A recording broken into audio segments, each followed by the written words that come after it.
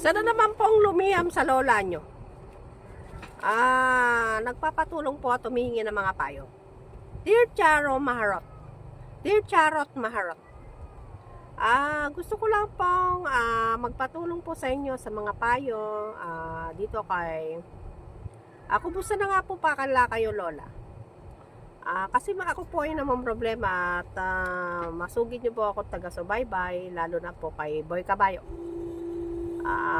Marami po ako natutunan at katatawanan sa mga payo nyo and sa mga dancing nyo lola. I wish na maano nyo po ako, mapayuhan nyo po ako ng maganda.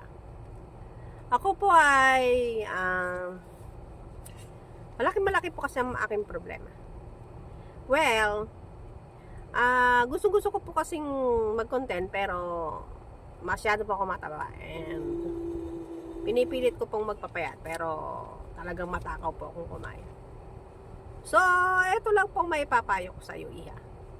Siya po ay girl, no? So, ito lang pong may papayo ko sa iyo, Iha. Kumain ka lang ng tamang pagkain and takal-takal lang ng kain.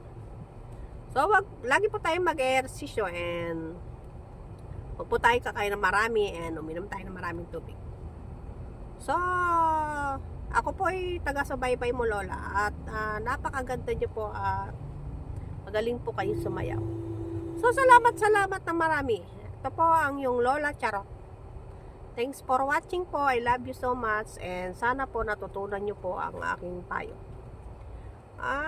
Giling-giling lang po sa umaga and para kayo ay sa Bexy pumayat. Lagi nyo lang po panoorin si lola nyo.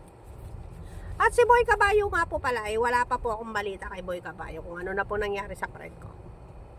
So, sa mga sumusubaybay sa lola nyo, maraming salamat po and sa engage na lang po tayo and thank you so much. I love you so much. God bless. Ang iyong Lola Charot.